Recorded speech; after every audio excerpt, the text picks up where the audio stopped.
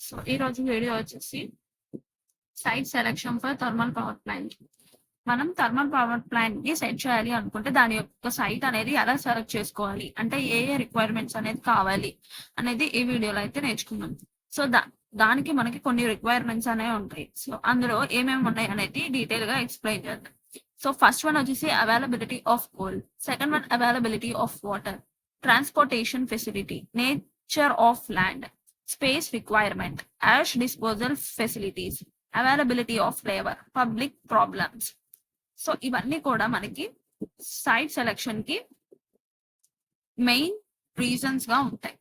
So ఇందులో మనకి వీటి గురించి డీటెయిల్ గా అయితే తెలుసుకుందాం. Availability of coal. అసలు అవైలబిలిటీ ఆఫ్ కోల్ అంటే ఏంటి? ఈ యొక్క site selection for thermal plant లో అవైలబిలిటీ ఆఫ్ కోల్ అనేది మెయిన్ రోల్ అనేది ప్లే చేస్తుంది. అంటే the stream power generation should be located near the coal mine so that transportation cost of fuel is minimum.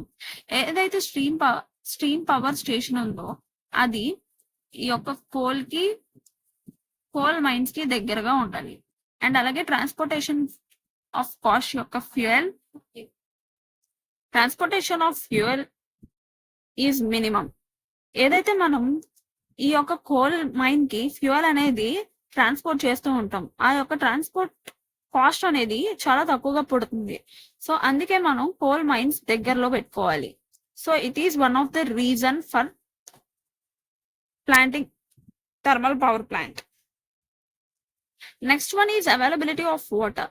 Water అనేది కూడా ఈ thermal power plant కి near గా ఉన్నది. ఎందుకు అంటే మనం a large quantity of water is required for boiler, condenser, disposal of ash and drinking water for staff. So the plant should be located near the river, lake, etc. So large quantity of water అనేది ఈ condenser కి and అలాగే boiler కి, disposal కి, ash and drinking water for staff. So వీళ్ళందరికీ కూడా water అనేది large క్వాంటిటీలో రిక్వైర్ అవుతుంది. సో పవర్ ప్లాంట్ అనేది రివర్స్ కి అండ్ అలాగే లేక్స్ కి దగ్గరలో ఉంటే చాలా బెటర్. సో నెక్స్ట్ వన్ వచ్చేసి transportation facility. For steam power generation, power station provide better transportation facility for the transportation of men, machinery, etc. It is always necessary to have a railway line available near power plants bringing heavy machineries. So ఈ యొక్క steam power plant కి better transportation facility అనేది ఉండాలి. So transportation అంటే machineries and అలాగే men means humans. So వాళ్ళు రావడానికి and అలాగే మిషనరీస్ అనేది రావడానికి కూడా ట్రాన్స్పోర్ట్ ఫెసిలిటీ అనేది దగ్గరలో ఉండాలి. సో ఈ యొక్క మిషనరీస్ రావాలి అంటే మనకి రైల్వే లైన్స్ అనేది అవైలబుల్ గా ఉండాలి. అంటే near to the thermal power plant అనేది ఉండాలి. సో అప్పుడు మనకి ట్రాన్స్పోర్ట్ ఫెసిలిటీ అనేది కూడా మినిమైజ్ అవుతుంది. సో నెక్స్ట్ వన్ వచ్చేసి nature of land. Nature of land. The land should have good bearing capacity and it has to withstand the deal load of the plant. Nature of land. Land యొక్క nature అనేది thermal power plant అనేది ఏదైతే మనం set చేస్తామో ఆ యొక్క thermal power plant ఈ యొక్క ల్యాండ్ అనేది దాన్ని బేర్ చేయగలిగి ఉండాలి.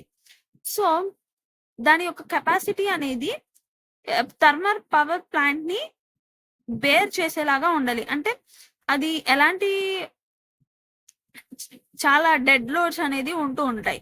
సో ఆ డెడ్ లోడ్స్ ని కూడా కెపాసిటీ ఉండాలి, బేర్ చేయగలిగే కెపాసిటీ అనేది ల్యాండ్ కు ఉండాలి. సో దాన్ని మనం నేచర్ ఆఫ్ ల్యాండ్ కింద చెప్పుకోవచ్చు. నెక్స్ట్ వన్ వచ్చేసి space requirement. The average land required is 3 to 5 acres per capacity, which includes cold storage, ash disposal, staff colony, market facilities. So space requirement అనేది ఉండాలి, staff కి దగ్గరగా ఉండాలి. అండ్ అలాగే ఈ యొక్క థర్మల్ పవర్ ప్లాంట్ ని పెట్టాలి అనుకుంటే కనుక మనకి ల్యాండ్ అనేది చాలా రిక్వైర్ అవుతుంది. మినిమం 3 to 5 acres అనేది ఉండాలి. అండ్ అలాగే ఈ యొక్క కోల్డ్ స్టోరేజ్ కూడా ఇంక్లూడ్ అయి ఉంటుంది. అంటే కోల్ కూడా మనకి దగ్గరలో ఉండాలి పవర్ ప్లాంట్ అనేది సెట్ చేస్తున్నప్పుడు. సో నెక్స్ట్ వన్ మనకి ఇక్కడ మనం యాష్ డిస్పోజల్ అనేది చూసాము. సో ఏదైతే కోల్డ్ స్టోరేజ్ జరుగుతుందో మనకి యాష్ అనేది కూడా ఎక్కువ క్వాంటిటీలో డిస్పోజల్ అయిపోతూ ఉంటుంది. సో దాని గురించే మనం ఇప్పుడు యాష్ డిస్పోజల్ ఫెసిలిటీస్ కింద డీటెయిల్ గా అయితే తెలుసుకుందాం. 6th వన్ వచ్చేసి యాష్ డిస్పోజల్ ఫెసిలిటీ.